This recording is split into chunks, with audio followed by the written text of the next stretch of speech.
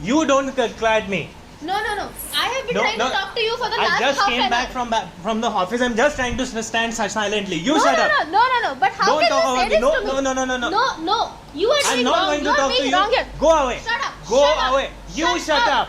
You Don't shut yell up. at me. Don't. My God, that was a vicious fight, don't you think? Most of us experience these fights every now and then, which is why today, in today's video, we are going to look at how to exactly approach fights between couples and what to do when you have fights.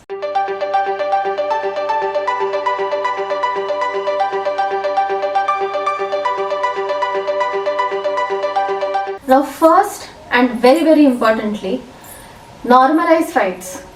This will seem very paradoxical to you as I say it, but the more you keep on insisting that you shouldn't have a fight with your partner, the more frustrated you will be when inevitably there is a fight or an argument. Because the truth and the reality is that every two people who are together for a long amount of time will every now and then lock their heads about something or the other. So normalizing fights and also at some point recognizing that fights are a part and parcel of growing up with one another, of learning each other's patterns and behaviors better, is actually the best step to start off this journey. Once you have normalized fights for yourself, the next step is knowing your triggers.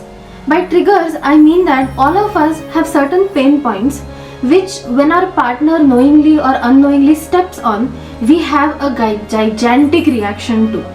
So knowing your own triggers and pain points goes a long way in avoiding unnecessary fights or unnecessary escalations. By escalation I mean that something that could have been resolved with a simple communication then becomes and takes a really big ugly form. So for example, the other day somebody was talking to me and they said that they had a huge fight with their partner in public simply because when her partner was looking at something on the phone, she took the phone away from his hand, snatched the phone from his hand, and he had a very bad reaction to it. Later when they began talking about it and hashed out why the fight actually happened, he mentioned to her that a previous relationship had become really toxic to the point where his partner used to constantly snatch things away from him and physically hurt him in the process. So for him, when his current partner took something from his hand, it brought back all the memories from the previous relationship. So that clearly was a trigger point for him, which neither him nor his partner knew till that point. Next, whenever you are in the middle of a fight, when you realize that you and your partner have got into a pretty major fight, it's really a good idea to take a break. And believe me, being part of fights myself, it is very difficult to disengage at that point because you have so much energy in your body. All you want to do is you want to take it out on your partner and you want to yell and scream and tell them how they're wrong. But all that it does for the fight is that it goes on escalating further and further. So willfully taking some time off from the discussion and then making a pact between the both of you that we will come back to this after both of us have calmed down is one of the best ways to steer the fight away from something unhealthy and towards something a lot more constructive. The other day when I was having a fight with my husband, between all that arguing, achanak se he cracked a joke or he had a chuckle to something that I was saying. Now that is not a way of disrespecting, but rather I realized that that was a bid that he was giving me to stop the fight. A bid is essentially a initiative that one partner takes as a way of offering that, hey, let's end this now. Let us calm down and talk about this later. And humor is something of showstopper when it comes to bids, because the minute you're able to laugh at the problem or you're able to laugh at the silliness of a statement, it takes away all the venom out of the entire conversation and takes it to a very de-escalated normal conversation that you're having with somebody. So recognizing these bids, try to look at everything that your partner does in a fight if it could be a bid, that he or she is giving you an invitation to stop fighting, to make peace, to make love once again with one another. And it is super important to not ignore these bits, but to actually grab them with both hands when your partner is offering them to you, because that attests to the fact that they also want to stop the fight and they want to make it into something a bit more constructive. Next up, we have not using blanket or global statements in a fight. Let me explain what I mean. Consider this sentence. Imagine a wife saying this to her husband. You never listen to me. You are always on the phone. You just don't respect me enough to give me some time of your day to actually listen to what is important to me. You just don't care. Now, if you are at the receiving side of this statement, do you think that you would have a very healthy or a very patient reaction to a statement like this? If you are like everybody else that I know, I am pretty sure that you won't. So, global and blanket statements basically implies things that don't may make a complaint about one particular thing, but make an overarching label on who the person is in himself. And now here is a part that I would want all of you to be really honest with yourself, okay? Remember the last fight that you had with a significant other, okay? Do you have it? Alright, good.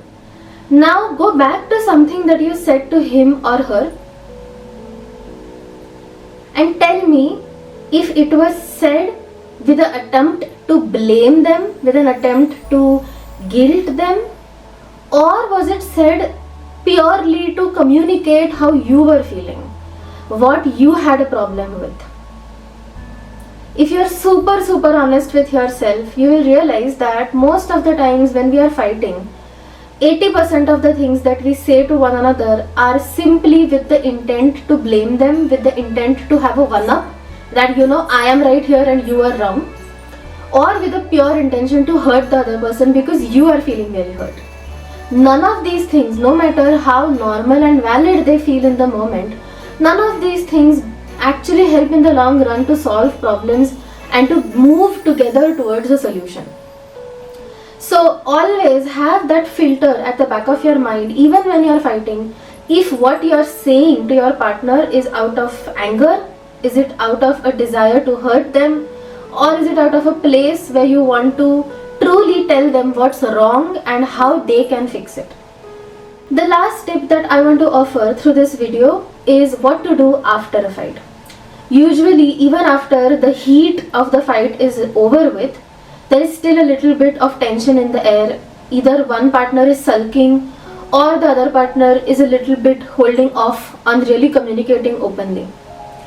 At that point in time, it is really important to get back to some mutual activity where you both feel really connected, and that activity could preferably needs to be something that has got nothing to do with the fight. So the generic things that come to mind are you watch a favorite movie together, or you go out for a walk, or you work out together, or you do anything that is very core to the both of you. Every couple has something that is very unique to them, and doing that in the aftermath of a fight actually helps to find your way back to one another. Needless to say, make sure that there is ample physical intimacy after a fight. Hug each other, kiss each other, hold each other's hands. If it's possible, if you feel okay for it, be more physical intimate as well. So all of these things basically reinforce in your mind that hey, I had this really ugly fight with him or her right now. But no, it doesn't mean that my entire love and my positive regard for this person has vanished away into thin air because of it. So we can and we will make our way out of this fight and move on to something better. I believe this is truly the key of having healthier relationships overall, not just when you're fighting. So with that, I will take your leave for today's video.